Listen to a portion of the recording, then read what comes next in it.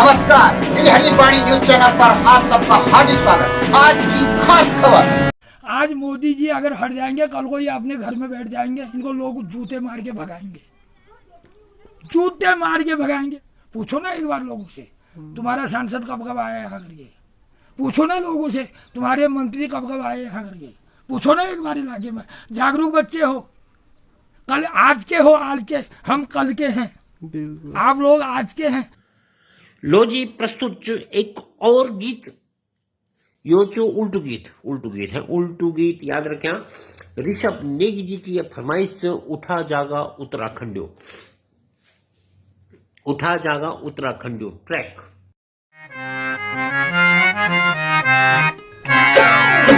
उठा भागा उत्तराखंडी चुनो लड़ाणो भक्त येगे, अद्दा पौवा मुर्गो मां बोटू बिकाणो भक्त येगे। उठा भागा उत्तराखंड चुनो लड़ाणो भक्त येगे।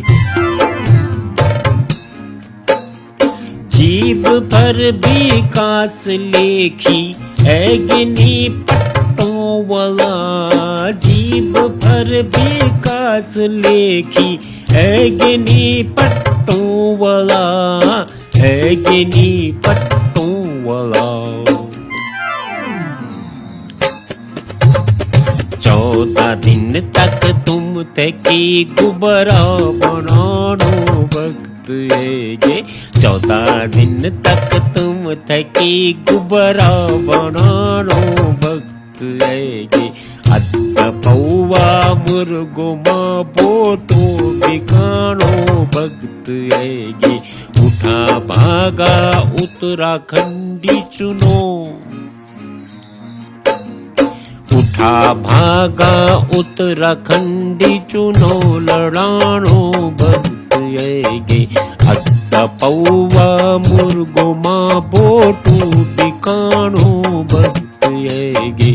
उठा भागा उत्तराखंड चुनो लड़ाणो भक्त येगे। झंडा डंडा लेके येगी नेता तुम्हारा गुठियार माँ, झंडा डंडा लेके येगी नेता तुम्हारा गुठियार माँ, नेता तुम्हारा गुठियार माँ। बस गल्या मिनकों से अब तुम्हारो एड़ानो भक्त येगे। बस गल्या मिनकों से अब तुम्हारो एड़ानो भक्त येगे। अद्दा पौवा मुर्गो मां बोटो बिकाणो भक्त येगे। उठा भागा उत्तराखंडी चुनो।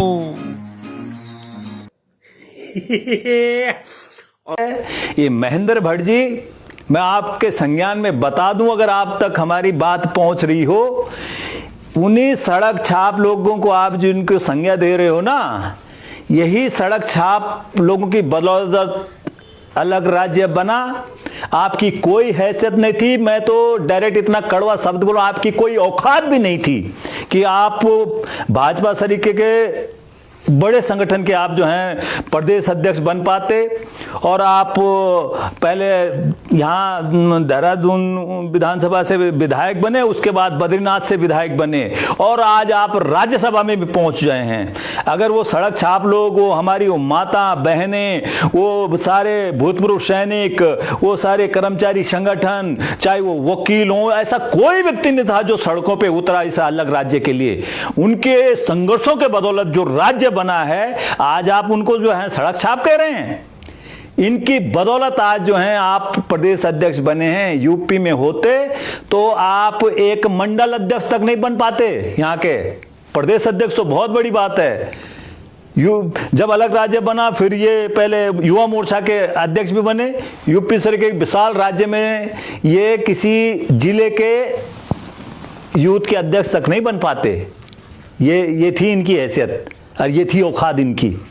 आज ये बड़े बड़े अनगल बयानबाजी, सत्ता का गुरूर इतना ज्यादा हो गया, इनको इतना अहंकार हो गया, ये कुछ समझ ही नहीं रहे हैं। ये उन सामाजिक संगठनों को आज सड़क छाप बता रहे हैं जिनकी बदौलत ये राज्य बना है। अगर सड़कों पे लोग नहीं उतरते तो ये हवा में लड़ा जाता। क्या कोई भी लड़ाई सब सड़क में उतर के होती है लड़ाई? जितने भी आंदोलन हुए हैं, जितनी भी लड़ाइयां हुई हैं, सब सड़क में उतर के हुई हैं। और आज जो लोग सड़क पर रहकर इनकी जो कुकर्म मैं कहूंगा उनके खिलाफ अगर लड़ रहे हैं, इनकी बदजुबानी जो इनके मंत्री जो हैं सदन के अंदर बोल रहे हैं, उनके खिलाफ अगर लोग संघर्ष कर रहे हैं तो उनको ये सड़क छाप बोल रहे हैं।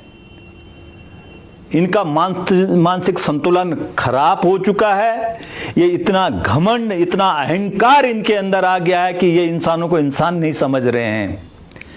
मैं बता दूं महेंद्र भट्ट जी, घमंड रावण का तक नहीं रहा, त्रिलोकी नाथ था, तीनों लोगों का ज्ञाता था, लेकिन अहंकार रावण को तक ले डूबा। तुम्हारी हैसियत क्या है पता नहीं लगेगा। अगर पहाड़ का जनमानस या उत्तराखंड का जनमानस जाग गया तो तुम्हारी बुद्धि शुद्धि 2 मिनट में सही हो जाएगी, ठिकाने लग जाएगी तुम्हारी बुद्धि। इसलिए ये अनाप शनाप बयान देना बंद करो।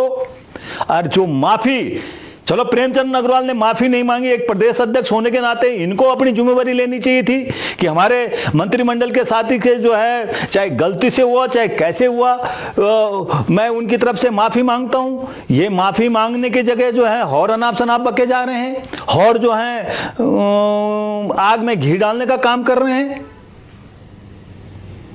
इसलिए समय रहते जो है चेत जाइए और ऐसे अनगल बयानबाजी मत कीजिए। आपकी मति भ्रष्ट हो चुकी है।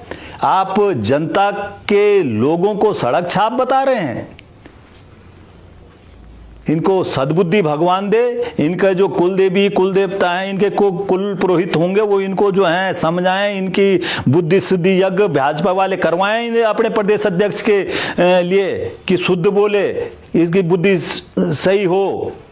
ये कुबुद्धि जो है पूरे प्रदेश के लोग आज प्रदेश अध्यक्ष के कारण जो है अन्य लोगों को जो है सुनना पड़ रहा है कि कैसा प्रदेश अध्यक्ष होगा। जिस राज्य में जो है सरकार चल रही है, उस राज्य का पार्टी का प्रदेश अध्यक्ष जो है ऐसे अनगल बयानबाजी कर रहा है। तो इनकी बुद्धि शुद्धि यज्ञ करें, इनको कुछ समझाएं भाजपा के लोग कि जो है ऐसी बयानबाजी न करें। इनको पता नहीं है शायद, ये तो फ्री फंड में बन गए, जनता के आंदोलन से इनको सब कुछ मिल गया। तो इनको अभी दरअसल ये जो भाजपा वाले इन्होंने कभी आंदोलन करा ही नहीं, इनको फ्री फंड में सत्ता मिल गई, इसीलिए इनको लगता है ये हवा में बना राज्य।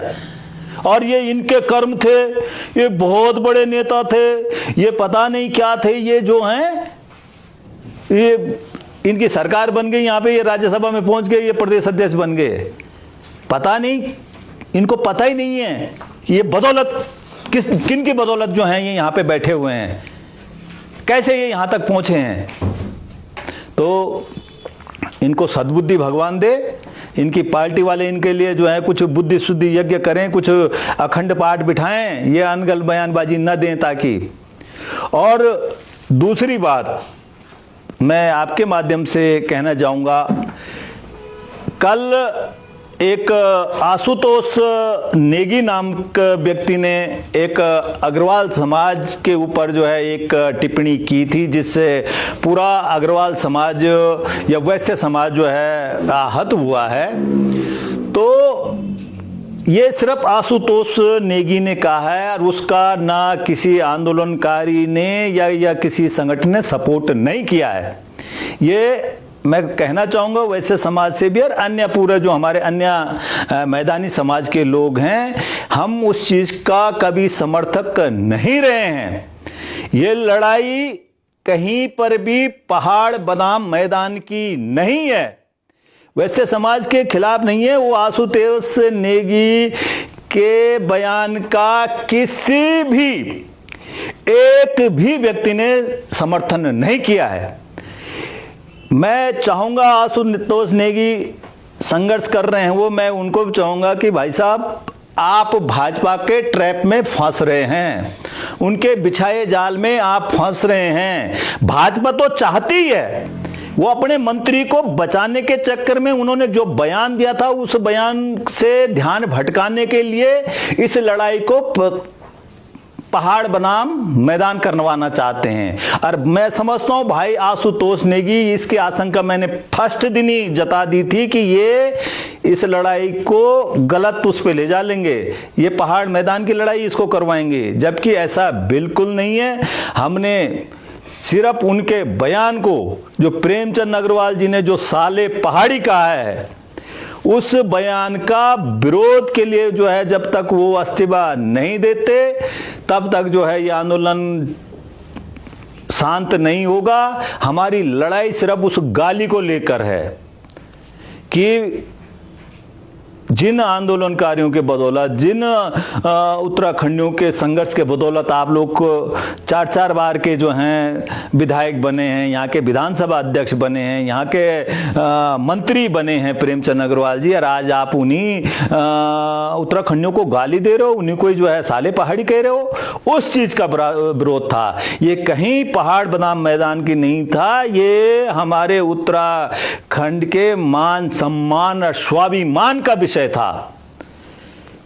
इसलिए जो है कोई भी व्यक्ति इस चीज को कतई स्वीकार नहीं करेगा कि हमारा अपना ही चुना हुआ व्यक्ति, अपना ही प्रतिनिधि अपनी विधानसभा में और उत्तराखंड की विधानसभा में और उत्तराखंडियों को गाली दे, इसको कोई भी समाज स्वीकार नहीं करेगा। ये तो मैं वैसे समाज से इन सारे भाइयों से निवेदन करता, आपको तो उसी दिन ही जो है प्रेमचंद अग्रवाल के खिलाफ आ जाना चाहिए था कि आपने जो है ऐसा बयान क्यों दे दिया है। लेकिन जो भी है, चलो हम नहीं कहते हैं कि आप अपने को उत्तराखंडी मान रहे हैं कि नहीं मान रहे हैं, लेकिन हम आपको उत्तराखंडी मानते हैं, आपको अपना भाई मानते हैं। और ये लड़ाई कहीं पहाड़ मैदान की नहीं है, ये आप लोग अपने जेहन में बिठा दें। ये लड़ाई सिर्फ प्रेमचंद अग्रवाल जी द्वारा दी गई गाली के प्रतिशोध के कारण जो है ये इतना संघर्ष हो रहा है। ये सिर्फ उनको उनके अस्तित्व तक जो है जारी रहेगी। इसलिए मेरा आशुतोष भाई से भी और वो जो तमाम हमारे वैश्य समाज के जो भाई हैं, जो व्यापारी भाई हैं, अग्रवाल जो अन्य लोग हैं, वो लोग भी इन चीज़ों को बिल्कुल कतई अन्यथा न लें। ये लड़ाई सिर्फ और सिर्फ उत्तराखंड की अस्मिता को लेकर है, उत्तराखंड के स्वाभिमान के लिए। आज आपको बड़ा बुरा लग गया है, ऐसे ही बुरा हमको भी लगा है। जैसा बुरा आपको लगा है कि साहब अग्रवाल समाज को इन्होंने ऐसा बोल दिया, वैसे ही हमारे समाज को जब बोला गया साले पहाड़ी, तो क्या हमको बुरा नहीं लगेगा? जैसे आपको एक छोटी बात है, एक अकेले व्यक्ति के बोलने से, वो तो पद पे भी नहीं है, उसके निजी विचार हैं, क्या कहाँ कब बोला क्या बोला हमने भी उस पर सुना, लेकिन हमने उनको बाकायदा जो है बताया भी कि आप जो हैं गलत कर रहे हैं, ये लड़ाई को आप भटका रहे हैं। हमारी लड़ाई प्रेमचंद अग्रवाल के दिए हुए वक्तव्य की है, ना कि हमको समाज को बांटने की है। लेकिन कल तो हमारे वैसे समाज को जो है, जो उनको आशंका हुई, जो उनको बुरा लगा, ऐसे ही मेरा सारे साथियों से, अपने व्यापारी भाइयों से निवेदन है, ऐसा ही बुरा हमको भी लगा। हम जो बुरा आपको लगा, हम आपके भी साथ हैं। हम कतई आशुतोष भाई की बात का समर्थन नहीं करते, और किसी भी वो आंदोलनकारी जो मैदान पहाड़ की बात करता हो उसके पक्षधर कतई नहीं है। हम लोग सब उत्तराखंडी हैं, लेकिन गाली कोई भी हो उसको बिल्कुल बर्दाश्त नहीं किया जाएगा। प्रेमचंद तो बहुत छोटी चीज है। हम लोग मुलायम सिंह से टकरा गए थे, मायावती से टकरा गए थे, केंद्र में जो है नरसिम्हा राव की सरकार थी उनसे टकरा गए थे। 8-7 फुट के होते थे वो रेपिटेशन फोर्स। जब आंदोलनकारियों के इस उत्तराखंड के आंदोलन को समाप्त करने के लिए, इसको तोड़ने के लिए इतने रेपिटेशन फोर्स आती थी बड़ी बड़ी, हम उनसे तक टकरा गए थे। तो ये छोटे मोटे क्या कहते हैं, महेंद्र भट्ट, प्रेमचंद अग्रवाल, रितो खंडूरी और वो कौन है तीसरे, एक और हैं जिन्होंने जो है वो दिया था। तो वैसे समाज से हमारा यही निवेदन है, सिर्फ वहां पर अग्रवाल प्रेमचंद अग्रवाल को नहीं, साथ साथ महेंद्र भट्ट को भी पूरा उतना ही उनसे जवाब मांगा गया था। उनके भी उतने ही पुतले फूके गए थे जितने जो हैं प्रेमचंद अग्रवाल के फूके गए। ये प्रदेश के मुखिया, हाँ, धामी जी के भी उतने टारगेट थे जितना प्रेमचंद अग्रवाल थे। ये रितु खंडूरी, ये तो पूरे देश के प्रजातांत्रिक जो हमारा जब से देश आज़ाद हुआ, जब से हमारी प्रजातांत्रिक व्यवस्था लागू हुई, ये पहली विधानसभा अध्यक्ष होगी किसी भी राज्य की जिसके जो हैं पुतले फूके जा रहे हैं। नहीं तो विधानसभा अध्यक्ष से किसी का कोई मतलब नहीं होता था, वो गैर पॉलिटिकल पोस्ट मानी जाती थी, वो जो है संवैधानिक पीठ मानी जाती थी। लेकिन यहाँ पे जब इन्होंने संवैधानिक अधिकारों का इन्होंने जो है पूरे तिलांजलि कर दी, जब संवैधानिक पद पे बैठे हुए लोग जो है संविधान की इज्जत न करें तो आम जनता होती है। लेकिन अकेले अग्रवाल के लिए नहीं कहा गया था, सबके लिए कहा गया था। इसलिए इस भावनाओं से ऊपर उठो और आप लोग भी अगर अपने को उत्तराखंडी मानते हो तो प्रेमचंद अग्रवाल से आप लोग भी सवाल जवाब कीजिए, उनसे भी जो है पूछो तो सही कि तू क्यों गाली दे रहा है भाई। तो मेरा यही निवेदन सब लोगों से है, और विशेषकर महेंद्र भट्ट जी से, कि बहुत ज़्यादा मत खुद को, सत्ता आती जाती रहती हैं। कल आपके पद में कोई और था, आज आप हैं, कल कोई और होगा।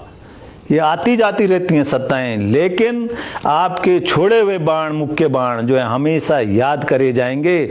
आपकी खुद आम जनता तो छोड़े, आप अपने परिवार को मुंह दिखाने लायक नहीं रहोगे महेंद्र भट्ट जी। कभी जब यहाँ का इतिहास, आपका इतिहास जब आपके नाती पोते पढ़ेंगे कि जब उत्तराखंडियों को गाली दी जा रही थी, आप उसी पार्टी के प्रदेश अध्यक्ष थे, तो आपका पोता अगर पूछेगा कि दादाजी आप क्या कर रहे थे तब, आपका शर्म से आपका सर झुक जाएगा। प्रेम अग्रवाल का भी, और ये उनसे ज्यादा ये रितु खंडूरी का और ये महेंद्र भट्ट का, तुम्हारा सर झुक जाएगा। आप अपने ही नाती का, आम जनता छोड़िए, अपने नाती पोतों का जवाब नहीं दे पाओगे कि आप जब उत्तराखंडियों को गाली दी जा रही थी और आपकी भाषा ये थी। आप कभी जो लोग लड़ाई लड़ रहे थे उनको जेल भेजने की बात करते थे, उन पर एफआईआर दर्ज की बात करते थे, और जो लोग लड़ाई लड़ रहे थे उनको आप सड़क छाप कह रहे थे। जो आह्वान कर रहे थे उत्तराखंडियों के स्वाभिमान की लड़ाई के लिए एकजुट होने के लिए, गढ़ रत्न नरेंद्र सिंह नेगी जी, उनको आप जो हैं व्यक्ति पर केंद्रित और सड़क छाप लोगों में उनको भी जोड़ रहे थे। आप जवाब नहीं दे पाएंगे महेंद्र भट्ट जी, आपकी पीढ़ियां कोसेंगी आपको। ये पद तो आते जाते रहते हैं, लेकिन इतिहास जिंदा रहता है, और जब जब भी उत्तराखंड का इतिहास लिखा जाएगा आपकी ये बदजुबानी भी याद रखी जाएगी। और 2027 की बात कर रहे थे ना आप, बुरा हाल हो जाएगा। बस हम तो चाह रहे हैं कि आप बने रहें पद पर। महेंद्र भट्ट जी जो हैं, भारतीय जनता पार्टी आपको पुनः प्रदेश अध्यक्ष बना दे, हम तो यही दुआएं करेंगे। आप बेड़ा गर्क करोगे उस पार्टी का, ऐसे ही आप बकते रहो, जनता सब सुन रही। आप अन्न नहीं खाते हो महेंद्र भट्ट जी, पूरा उत्तराखंड अन्न खाता है, सबको अक्ल है। आप क्या बोल रहे हैं, क्या क्या आपके पहले के वक्तव्य रहे हैं, ये पूरा दर्ज है, और सब ने जो है अपने मन मस्तिष्क में आपके बयान बिठा रखेंगे। 2027 में आपको ब्याज सहित जो है यहाँ उत्तराखंड की जनता लौटाएगी। बस यही मेरा निवेदन है, और वही मेरा पूरा सामाजिक सौहार्द सब लोग बना के रखें। ये लड़ाई कहीं पहाड़ मैदान की नहीं है, ये लड़ाई सिर्फ उत्तराखंड के मान सम्मान और स्वाभिमान की है। इन्हीं शब्दों के साथ सब लोगों का प्रकार से विधानसभा के अंदर, प्रदेश की विधानसभा के अंदर जिस प्रकार से संसदीय कार्य मंत्री द्वारा जिन शब्दों का प्रयोग किया गया और जिस प्रकार का जो घटनाक्रम हुआ, वो न बल्कि प्रदेश के अंदर, वो पूरे देश विदेश तक उन चीज़ों की प्रतिक्रिया गई। और निश्चित रूप में वो तमाम उन राज्य आंदोलनकारियों ने जो शहादतें दी गई, जिस प्रकार से हम लोगों ने संघर्ष किया था, और ये तमाम जनमानस से लेके जो एक आक्रोश था, उसमें भारतीय जनता पार्टी हो या सरकार हो, सबको बैकफुट पे आना पड़ा। और निश्चित रूप में ये काम अगर तत्काल वो अगर उस समय माफ़ी मांग के करते, या विधानसभा अध्यक्ष उस कार्रवाई को उसी दिन स्थगित करवा देती, इस तरह से उनको वहीं पे पनिश कर सकती थी। जो आज इतना लंबा जो गैप आया है, तमाम जगह जो प्रदेश में जो उबाल है, उन चीज़ों को लेके आज जो इस्तीफा हुआ है, निश्चित रूप में ये भारी जनमानस का दबाव था, उन राज्य आंदोलनकारियों का दबाव था, और कहीं ना कहीं सरकार को इस बात को सोचने के लिए विवश होना पड़ा कि ऐसे जो मर्यादा है, ये जो भाषा शैली है, ये इस तरह की विधानसभा में नहीं चलेगी। हम लोग देवभूमि के लोग हैं, देवभूमि के अंदर इस प्रकार से विधानसभा के अंदर ये चीज़ें नहीं चलती हैं। और निश्चित रूप में जब इस्तीफा हुआ है तो ये आने वाले अन्य सरकारों के लिए भी, अन्य लोगों के लिए भी एक संदेश है कि अगर आप अपनी भाषा पे नियंत्रण नहीं रखेंगे, विधानसभा जैसे पवित्र मंदिर के अंदर अगर हम भाषा की मर्यादा नहीं रखेंगे तो बहुत उस पर जनमानस पे इसका प्रभाव पड़ता है और कहीं ना कहीं से इसके प्रदेश की छवि धूमिल होती है। तो निश्चित रूप में उन्होंने इस्तीफा दिया है, उनकी पीड़ा अपनी जगह हो सकती है, लेकिन इसमें कहीं ना कहीं उस जनमानस की जीत हुई है जिस जनमानस ने ये अपेक्षा करी थी कि उनको जो गलती करी है उन्हें पहले तो तत्काल स्वयं इस्तीफा दे देना चाहिए था, इतने जनमानस की इंतजार नहीं करनी चाहिए थी।